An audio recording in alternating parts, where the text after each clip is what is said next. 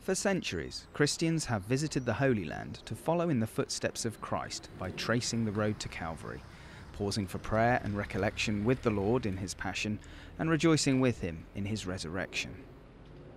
The Via Dolorosa, way of the cross, as we know, is in Jerusalem, but throughout the ages, Jesus' disciples have followed the stations of the cross in their cathedrals and churches.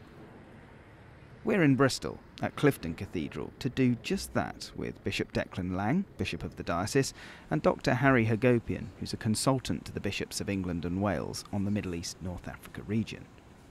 Bishop Declan and Dr Hagopian will introduce the stations and then walk around the 14, pausing at some to reflect more deeply. Bishop, this is really a pleasure to be here at this cathedral. I remember when I first came here and I visited this place, the first thing that caught my eye, surprisingly enough, were those stations on the wall. And I asked you then, this is most unusual from what I've seen in other churches and cathedrals, and you explained to me that this was designed by an artist, William Mitchell, and I thought it's so nice that you also kindly sent me a booklet explaining all those 14 stations of the cross.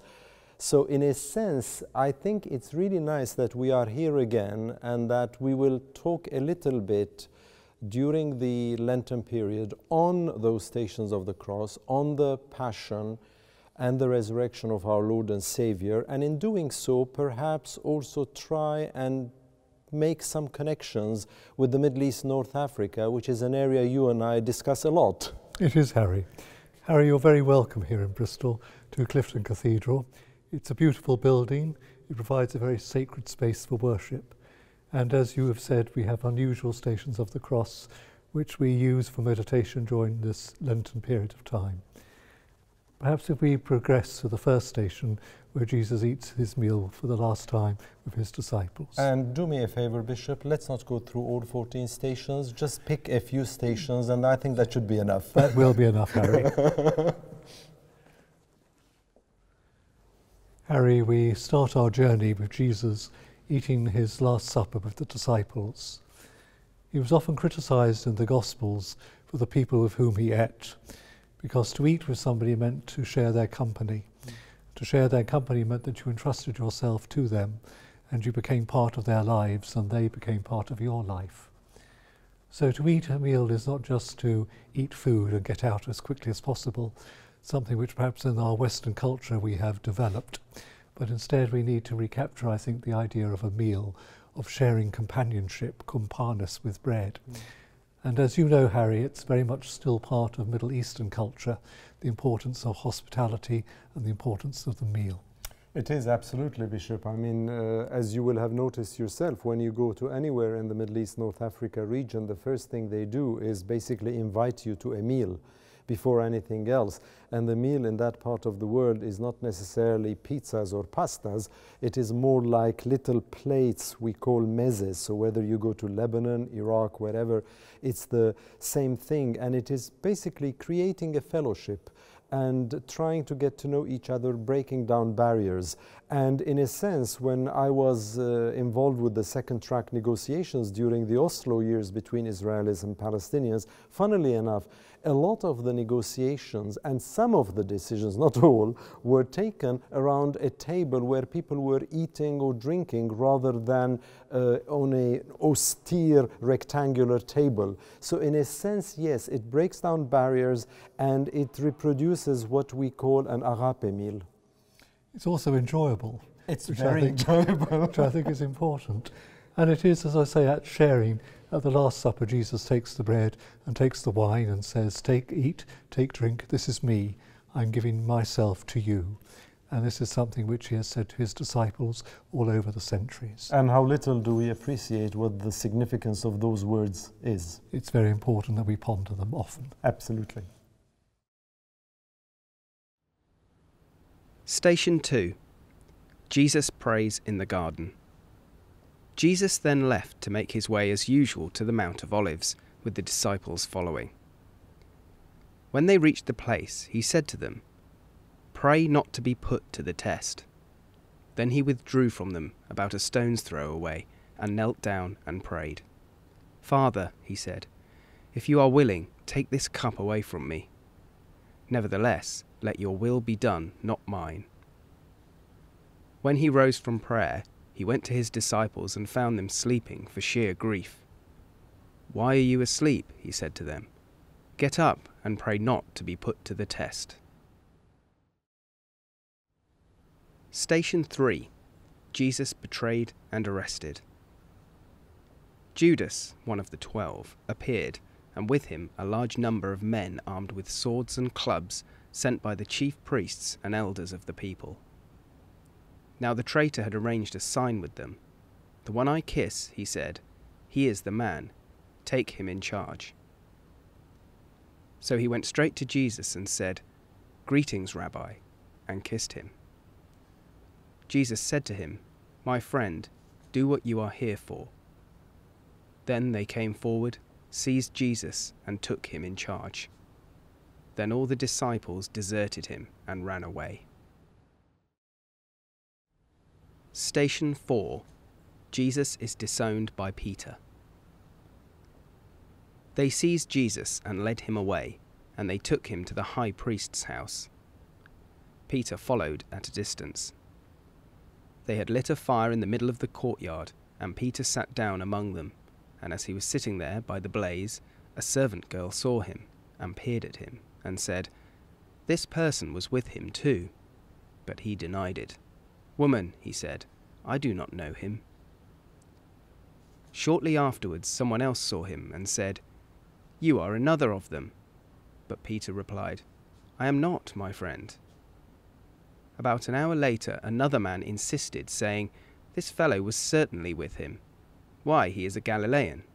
"My friend," said Peter, "I do not know what you are talking about."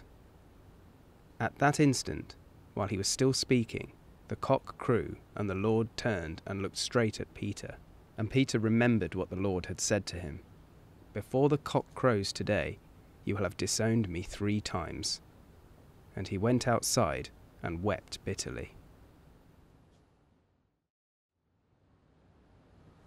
Station 5. Jesus is scourged and mocked. Pilate then had Jesus taken away and scourged, and after this the soldiers twisted some thorns into a crown and put it on his head, and dressed him in a purple robe. They kept coming up to him and saying, "Hail, King of the Jews!" and they slapped him in the face. In this station, Jesus is condemned to death by Pilate and the authorities. And this station is about Jesus being very vulnerable, allowing himself to fall into the hands of other people. He is condemned by false witnesses. He is condemned by people who are afraid of his message. He is condemned by all those who are enemies really of the truth. But today we too condemn people. We live often in a sense of fear, and nations live in a sense of fear of one another, and within each country, different races and tribes and cultures are afraid of one another often. We condemn one another by propaganda, by rumour, by false truths. And what we do need is the truth to set us free, because Jesus said, "I will give you the truth, and the truth will set you free." As you were saying this, Bishop, I just thought, what is the truth in the political and faith-based life of the MENA region? And of course, the area you're most familiar with in that part of the world is Israel-Palestine. And people are afraid to speak out the truth. People are afraid to call things by their proper names. One thing that I constantly speak about, and I often get criticized, is when I talk about the truth of Israel-Palestine is an occupation. One people are occupying the land of another. One people are controlling the destiny and fate of another. And that is simply not acceptable. And speaking out about it, saying it as it is not basically in any way inimical with the nature of truth or with the peace efforts that are deployed. It is only when we recognize the truth that we can actually act upon it. Yes, naming the reality is not always an easy process. It often takes courage and can be painful. But as you say, Harry, it's very necessary, and in the end is helpful towards justice and reconciliation and peace. Absolutely. You went to Israel and Palestine. You saw what is happening in the Kremizan Valley, for instance, where a wall is splitting the land, the convent from the school. People are feeling uncertain, feeling afraid, and yet people are afraid to talk about it. Why should we be afraid to talk about it? That, to me, is what is the truth I speak about. Yeah, and it's always a sad thing when the authorities impose the fear upon people, or people are afraid to speak out because they are afraid of those who are entrusted with the care of the common good. Absolutely. Why did we stop in front of this one, Bishop? This is because Jesus falls beneath the burden of the cross. I think lots of people find their lives very burdensome, and when they fall to the ground they wonder whether they can get up again. And it seems to me that many people, especially those in Gaza, they look around what was once their homes, which have been destroyed, their livelihoods which have been taken away, and they wonder whether it's worthwhile trying to start again, especially with the rumours of another war imminent. It takes tremendous courage to get up again and to refuse to be overpowered by the burden of the cross. The cross is a reality in life. It's not just a romantic idea. For many people, it's very much the majority of their lifespan, and yet there is always hope, and that's why they get up again and start walking once more. Absolutely. I mean, Gaza is a very good example of the pain inflicted upon a people in that part of the world. And for me, what is troublesome is the fact how we've become immune or inured to that pain. We do not think about it. It doesn't register in our lives. It is just those people there who, as you said, have had their homes destroyed, their businesses destroyed, they have no schools, and they're all crammed into this small piece of land in Gaza. And yet, we do not seem to matter, it doesn't seem to matter to us, or we don't seem to care too much. And in a sense, that is true, where we should empathize with the pain of others. For me, that is very, very important, because if I want people to feel for me, I think I should first learn how to feel for them. I'd agree with Harry entirely. It's wonderful.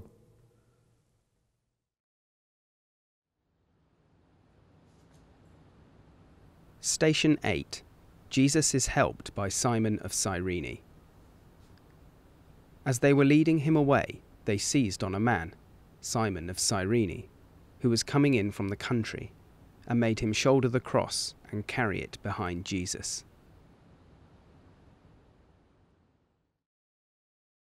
Jesus now meets the women of Jerusalem. And this station reminds me of the importance of women in the gospel, the importance of women as disciples of Jesus, as those who cared for him, the importance of women as witnesses later on to the resurrection. But this station also reminds me of the question, who do we weep for? These women were weeping for Jesus. You mentioned the globalization of indifference, and that's something I think which does affect us. And the question is a valid one, who do we weep for today? Because there are many people who we should be compassionate towards, that we are indifferent towards and apathetic towards. This is a station which reminds me of the need to weep for others. You know, Bishop, I have a lot of time in my own life to the role that women played in Jesus' life, and they do in the church today. I mean, people don't realize that how central women are to our lives and to our faith. And it is so also in the MENA region. Interestingly enough, as I travel across the whole region, be it Israel, Palestine, and all the other countries that are pretty much in turmoil at the moment, I always feel that women empathize more and sort of are more frustrated with the conflict, and it's almost as if men are there testosterone driven and they want to prove their macho characters, whereas the women have a much more maternal, inclusive, like, this is not the way to do it. And I was talking to one woman, a Jewish woman actually, after an attack on a school bus, and she said to me, you know what? They're all children, be they Palestinian, Israeli, Arab, and isn't it time for us to stop this carnage? And in a sense, how true that is. And for me, the peacemakers and the peace builders are women first, and then men in the Middle East, even though the stereotype is that women are always second class to men. One of the people who I met in Bethlehem, who I admire very much, is the mayor of Bethlehem. She's a very strong woman, but unfortunately she's meeting opposition from men. And I think we've got to get used as men to the role of women, and you know what? Central into our lives. And you know what, Bishop? That woman you met in Bethlehem, she is also a Christian and she's a Catholic. Indeed she is. We see in this station the hand of Jesus nailed to the cross. Hands which had been extended to people to welcome them, hands which had been used to touch people and heal them. And in the Gospels there's a tremendous emphasis upon the times that Jesus touches people, the importance of touch in life. But now these hands are nailed to the cross, a cross which is a very painful form of death. And again the question is, what do we use our hands for? It's interesting that the hand remains open here on the cross, even though it could be gripped in pain. Indeed. And yet it remains open. Do we have hands that are open as a sign of openness to others, or do we put our hand into a fist as a sign of violence towards others? And perhaps that violence as well sometimes is even done in the name of God. You know, Bishop, I cannot imagine what it feels like to have a nail going through the hand. It must be awfully painful. But as you were talking there, and what we do in the name of God and how we cause pain to others, of course one thing that I'm very much involved these days, and you are involved with us too, is the rise of radicalism within the MENA region, within the Middle East and North Africa. We see it in Iraq, we see it in Syria, we see it in Libya, we see it in other places as well. It's either under the radar screen or it is well there for us to see. And in a sense, this rise in ISIL, in Daesh, in the use of the name of God in a very tortured way in order to promote agendas that to my mind are not God-driven but are man-driven, that is awful, and this is what the region is going through. So for me, part of this Lenten journey is to think of those people, the Christian communities, the other minority communities, the Yazidis, the Sabaeans, the Shabaks, all those people who have lost their homes, who have fled their towns because of this violence of man against man, as if the best way of forcing others to believe in what you believe in, otherwise you're dead. And whilst in the sacred text it says specifically there is no coercion in faith, yet that is exactly what we are seeing, and hence the refugees that we talk about in the north of Iraq, for instance.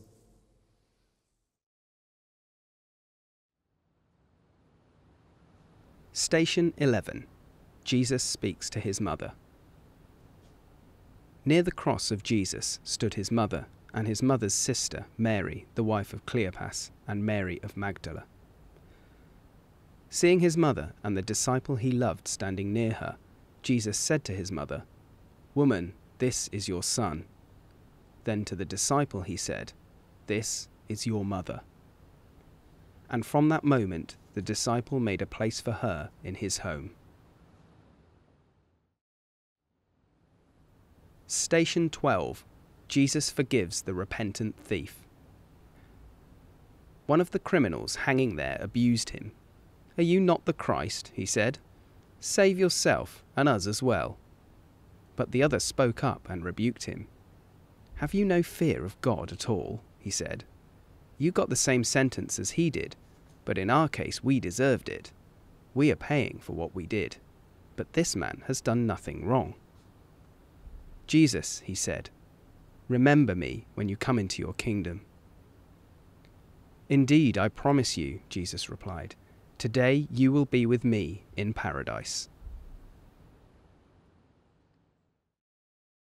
Harry, we stand between two stations here. Jesus dies on the cross and Jesus is risen. Death is a mystery, and painful death also is very mysterious. And the question that arises with death is, what is the purpose of life?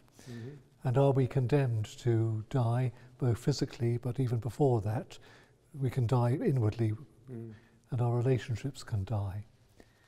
I was very moved by a story a young man told in Gaza. When he was asked, and when he said, no longer does he pray for peace, but he prays that he might be alive tomorrow. He's very much aware that life is something very precious and it can so easily be lost. I can understand why people in the face of death give up hope, and yet we are a people of hope, and our hope is in Christ, who is risen from the dead. And we come then to our final station, which is a station of hope. Mm-hmm. And it's also interesting at this station, we end where we began. We end with a meal, as Jesus breaks the bread of his disciples, and they recognize him at the breaking of the bread.